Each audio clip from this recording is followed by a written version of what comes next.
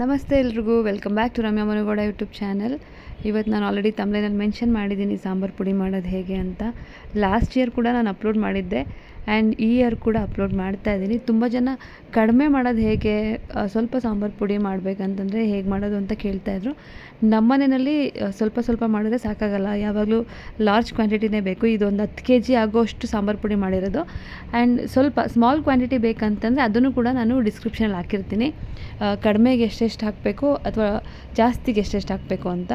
Main ಇಲ್ಲಿ ಏನೇನು ingredients ತೊಗೊಂಡಿದ್ದೀನಿ ಅಂತ ನಾನು ಇವಾಗ ಜಸ್ಟ್ ಹೇಳ್ತಾ ಹೋಗ್ತೀನಿ. ಇಲ್ಲಿ 10 kg ಆಗೋಷ್ಟು ಸಾಂಬಾರು ಪುಡಿನ ಮಾಡ್ತಾ ಇರೋದು.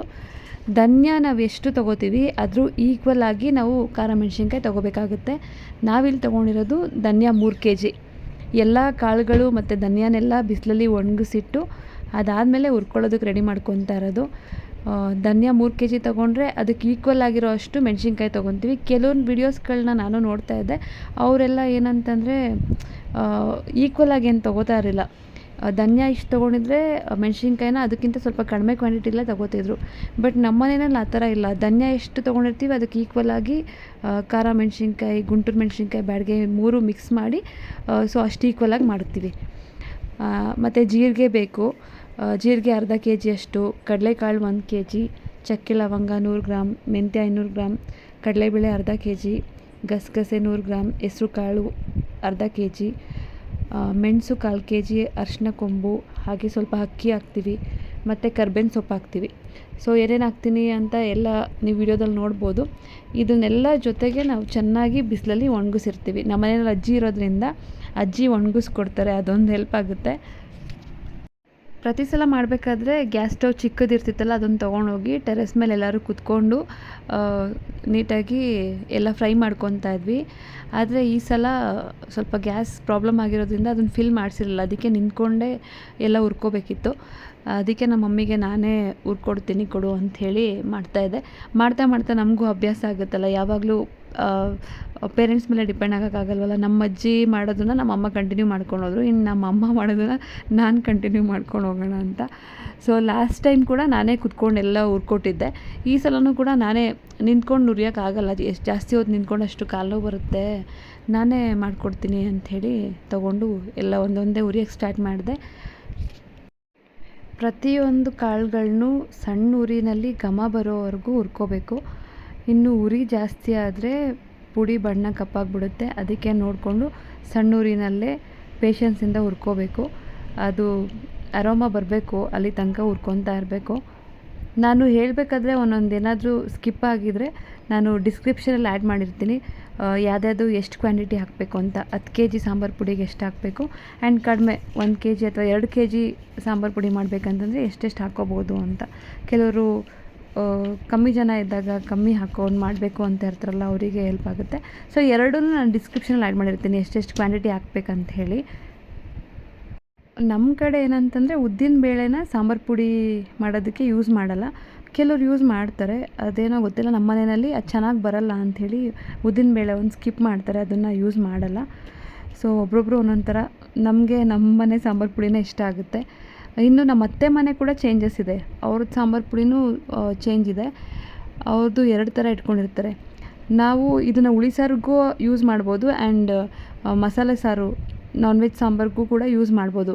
ಆದರೆ ನಾನ್ ವೆಜ್ ಸಾಂಬಾರಿಗೆ ಇದ್ರ ಜೊತೆಗೆ ಧನಿಯಾ ಪುಡಿ ಮತ್ತು ಚಿಲ್ಲಿ ಪೌಡ್ರು ಸಪ್ರೇಟ್ ಎಲ್ಲ 3 ಹಾಕ್ಕೊತೀವಿ.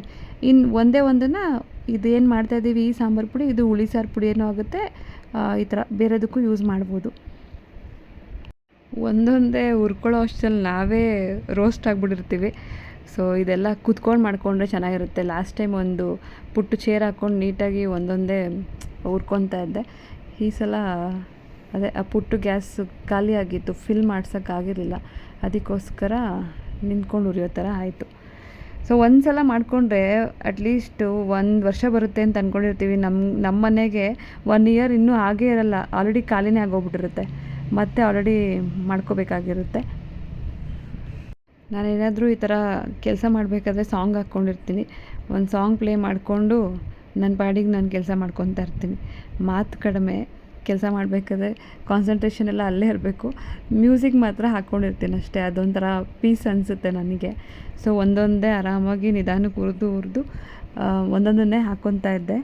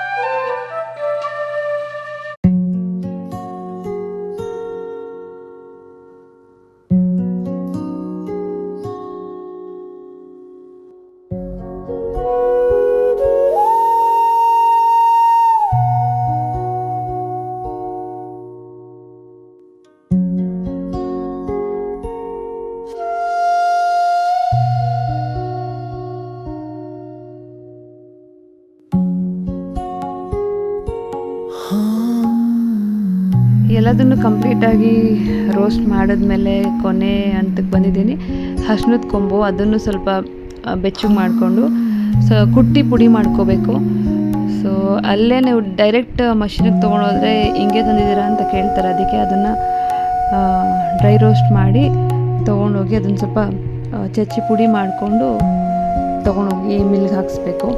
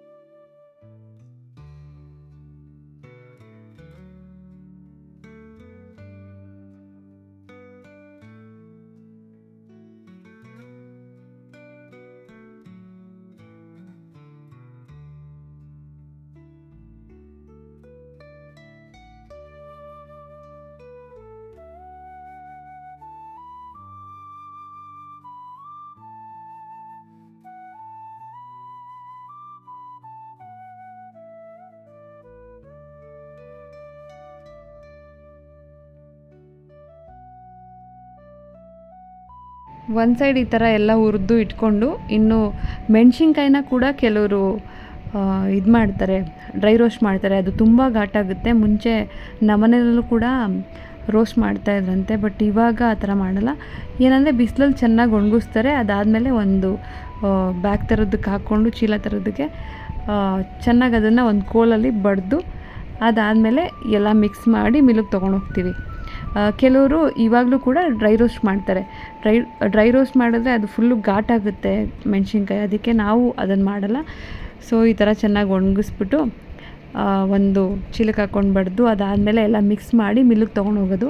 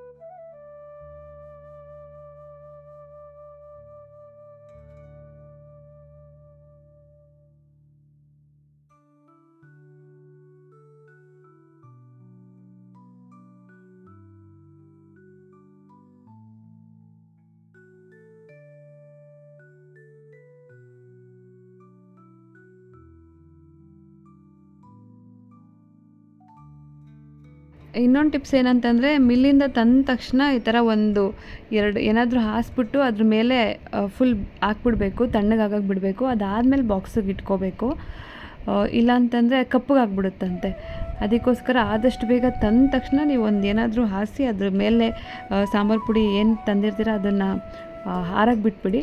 ಹಾರಕ್ಕೆ ಬಿಟ್ಟಾದಮೇಲೆ ನೀವು ಬಾಕ್ಸಿಗೆ ಹಾಕ್ಕೊಂಡು ಸ್ಟೋರ್ ಮಾಡ್ಕೊಳ್ಳಿ. ಸೊ ನಿಮ್ಮ ಮನೆಯಲ್ಲಿ ಯಾವ ಥರ ಮಾಡ್ತೀರಾ ಅಂತ ಕಮೆಂಟಲ್ಲಿ ಕಮೆಂಟ್ ಹಾಕಿ. ಆ್ಯಂಡ್ ಲಾರ್ಜ್ ಕ್ವಾಂಟಿಟಿ ಮತ್ತು ಸ್ಮಾಲ್ ಕ್ವಾಂಟಿಟಿ ಎರಡನ್ನೂ ನಾನು ಡಿಸ್ಕ್ರಿಪ್ಷನಲ್ಲಿ ಆ್ಯಡ್ ಮಾಡಿರ್ತೀನಿ. ಸೊ ಅದನ್ನು ನೋಡ್ಕೊಂಡು ಮಾಡ್ಕೊಳ್ಳಿ. Thank you for watching.